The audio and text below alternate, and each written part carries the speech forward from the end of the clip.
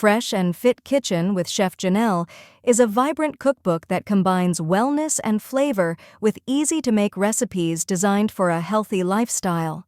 Chef Janel, known for her expertise in crafting balanced, nourishing meals, offers dishes perfect for every occasion.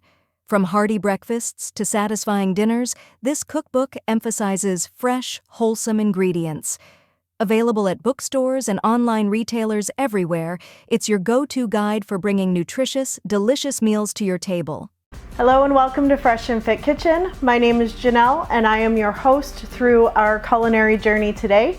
We are going to be doing a spin on pizza night at home. So it is getting colder, we spend more nights at home, but we are not moving as much, so we don't necessarily want all that heavy pizza, but yet you have a craving. So we're gonna do 3 different options today. They are going to be low carb if you need it, high protein, and just some kind of fun spins on pizzas. You can invite your friends over, have a family game night, whatever you want to do. You can do one of these recipes, you can do a little bit of each of them and have choices for everybody to choose from. So our first recipe today is going to be a spaghetti squash pizza. This is going to be a barbecue chicken, but you can make this into anything you want if you are not a barbecue fan. Our second one will be a flatbread pizza. This is kind of more on the savory side. We're going to utilize prosciutto and arugula, some caramelized onions, as well as some fig spread. And then our third pizza today is a high-protein carbless pizza. We're going to be taking a pound of ground chicken and we're going to be using it as our pizza crust. And then we're going to be doing a Caesar salad on top. So we'll do a spin on a high-protein Caesar salad pizza. So for today, we're going to get started on our barbecue chicken spaghetti squash pizza.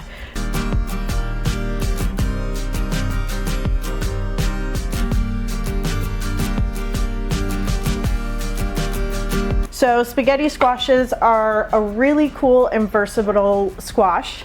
They come in a big gourd. There are various sizes. So usually when I'm doing like a pizza, I want a medium to large. This one's kind of on the large side of medium, but it also, just depends on what you have in the store. Sometimes you don't have the choice to get smaller.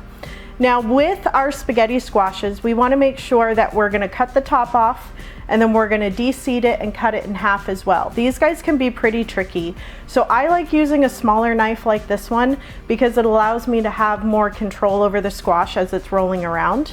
I try and find kind of the most stable side of the squash that I've got. I'm short, so I'm gonna have to get up on my toes here in order to get the right leverage. But then you're gonna just break into the top of the squash up here. I use the squash and roll it and keep the knife in place. This will also prevent you from cutting off any fingers. This can go right away. And then we're gonna start cutting this guy in half. And again, we're just going to use that squash as leverage and get around. Do your best to cut it in half. It's not always gonna work the way you want it to. And then open it goes. So all of these insides, it's kind of like a pumpkin. We just want to take all of this out and then we're going to be left with just the spaghetti squash that will pull at the end. Spaghetti squash is cool because once it roasts up, it becomes like a noodle-like quality. All right. And then I just use regular spoon. I've got a trash can here, just scraping all the innards in. These ones can be really good for replacing spaghetti noodles too when you're doing a pasta. All right, sorry guys, this one does not want to come out. We're gonna do a little extra here and get that out. There we go. That made life a lot easier. All right, and then just finish cleaning this guy out. Doesn't have to be perfect, but a lot of the slimy stuff you want out. And then you're gonna be left with this hollow half of a spaghetti squash.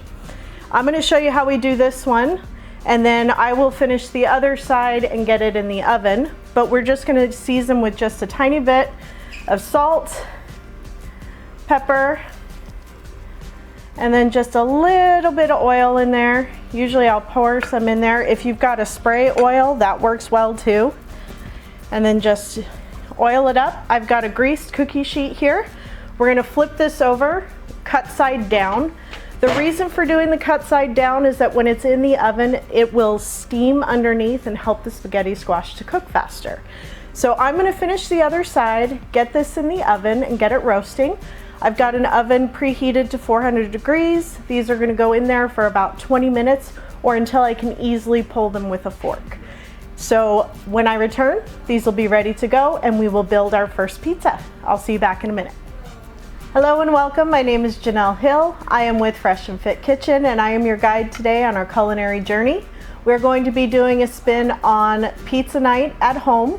We're gonna try and lighten things up so that you can satisfy your craving, but still get your pizza fix without sacrificing your dietary goals for the holiday season or just the winter in general. So we are gonna do 3 different styles of pizza today. Our first one is gonna be a barbecue chicken spaghetti squash pizza. I've already got our spaghetti squash prepped and ready to go, which I'll explain how we do that in just a couple minutes. Our second pizza today is going to be on the savory side, and that one is going to be a flatbread pizza where we're going to utilize fig jam, arugula, some caramelized onions, and some fresh basil. And then our very last one today is going to be a high-protein carbless pizza.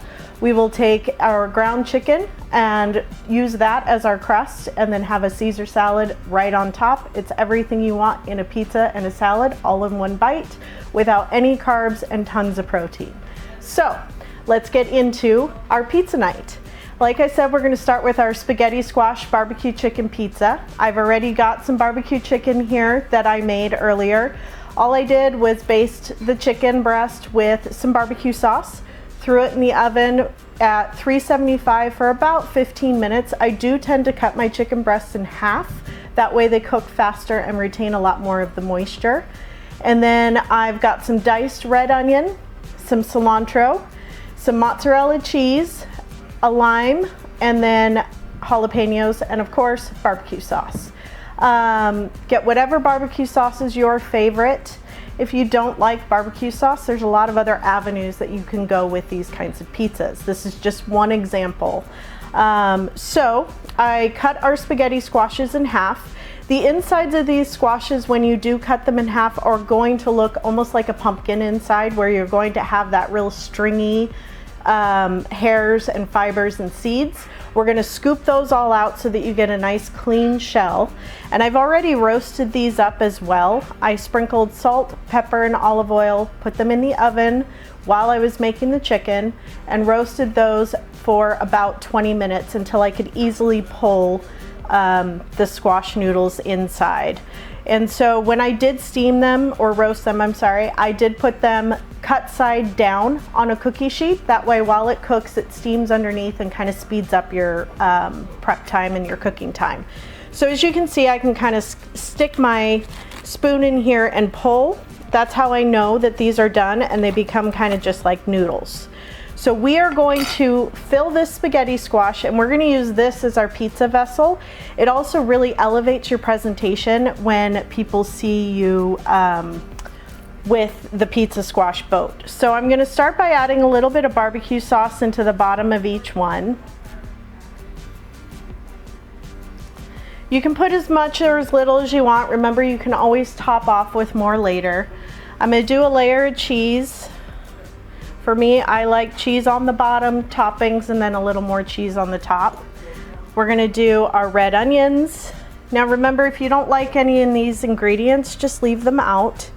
You don't like jalapenos and spice, you don't need to use them. I myself absolutely love jalapenos. Hang on one sec, let me grab my knife. Forgot that part. Kind of vital. And I'm just gonna cut our chicken into small bite-sized pieces here. Let you be able to see what I'm doing. And again, I just roasted this chicken off in the oven with some barbecue sauce until it reached an internal temperature of 165. If it's still pink in there, you are not done cooking. Nobody wants salmonella. That really ruins a dinner party. All right. The nice thing about this is you can easily make this one vegetarian. So just leaving out the meat. You can add in some beans. Black beans would be a really good vegetarian alternative, as well as tofu. I'm gonna add in a little cilantro here. And then we are gonna do a little lime juice, because I think lime and barbecue go together really well. It helps to brighten up that barbecue sauce. And then I'm gonna add some jalapenos. Make sure you wash your hands after handling your jalapenos. If you don't, you will remember later. And usually it's in a very unfortunate way. Usually involves your eyeballs. All right. And then we're gonna top with some more cheese. Now, green onion's a great addition to this. If you like mushrooms, pineapple, I mean, think about when you go and you order pizza. Bring that home and turn it into a little bit healthier of a version. We're gonna add a little bit more barbecue sauce to the top, because why not?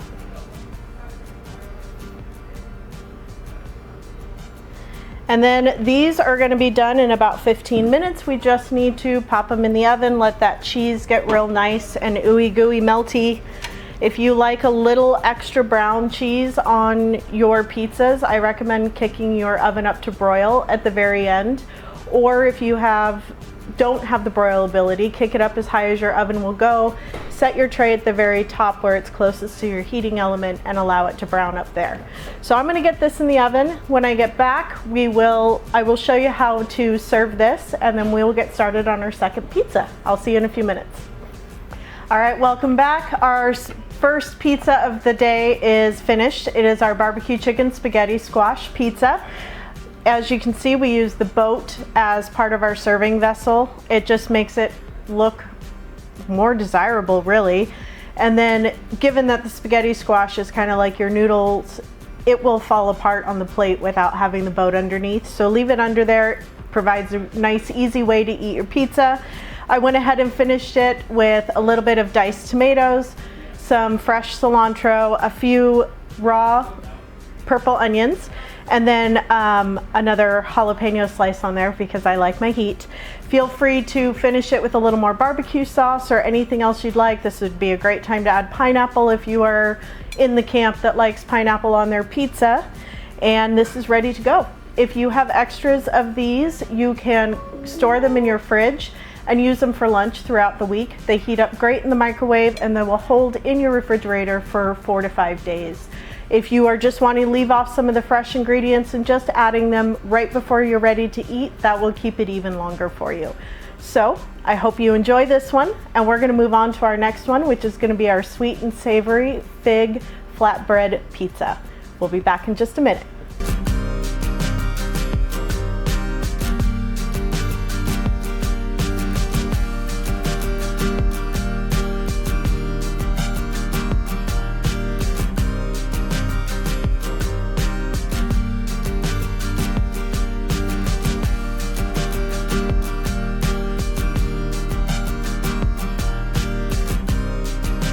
All right, welcome back. We're gonna do our second pizza. This one's super quick and easy. There's really no cooking involved. I went ahead and toasted some flatbread, just a couple minutes in the oven, get it kind of warmed up and ready to go. I have a fig jam spread. You can get this in any of your grocery stores over where they sell the specialty cheeses and things that you would make and put on a charcuterie board. So this one's just a sweet and savory pizza. It's meant to be just served at room temperature. We're not gonna put it in the oven. The ingredients are gonna be raw on there, or I guess I should say just uncooked. We've got some prosciutto that we're working with. If you don't like prosciutto, can't eat it, want to go vegetarian, whatever reasons, feel free to switch it up into whatever kind of meat you want. Some chicken would be really good on here, as would salami. I've seen people do tofu on here as well, some balsamic tofu. Go ahead and spread your fig jam in whatever thickness you desire. I like a little bit thinner of a layer because a little bit goes a long way here.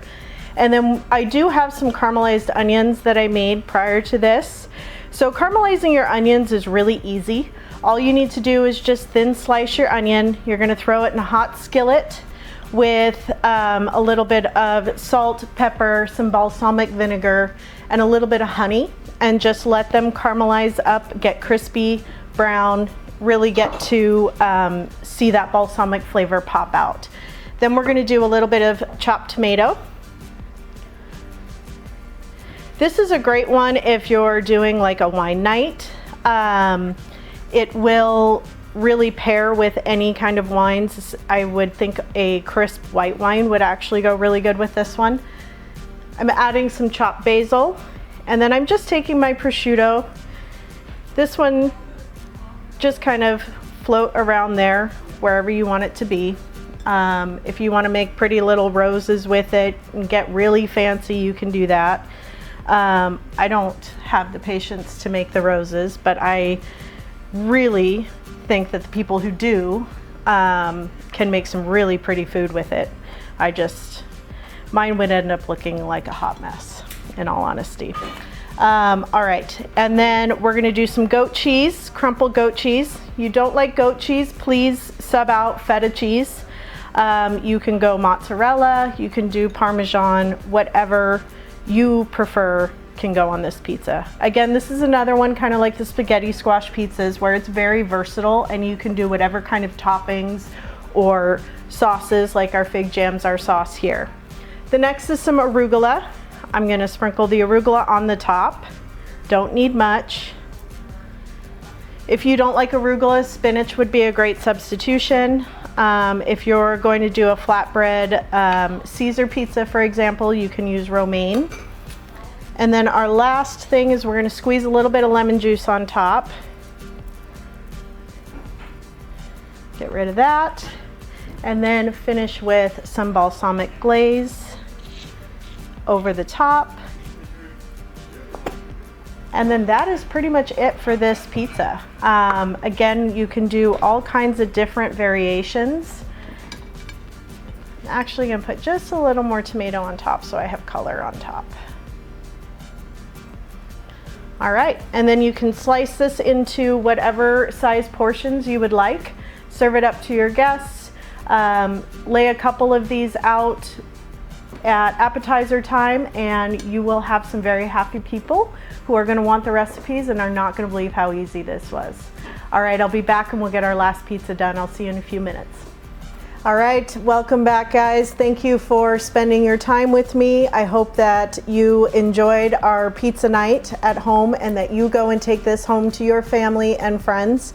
We did our flatbread pizza today with caramelized onions, prosciutto, arugula, and some fig jam. And then we also did our barbecue chicken spaghetti squash pizza. These are both great ways to lighten up your pizza night, get some diversity into your dinners, and just have fun. So for this recipe and others, please make sure that you go and find my cookbook, Fresh and Fit Kitchen with Janel Hill. You can find it anywhere that you would purchase books online, as well as my personal website, which is www.hillskitchenidaho.com. You'll be able to find it in there, go to the shop and purchase the cookbook as well. Thank you again for spending time with me, and I look forward to seeing you again soon. Have a good evening.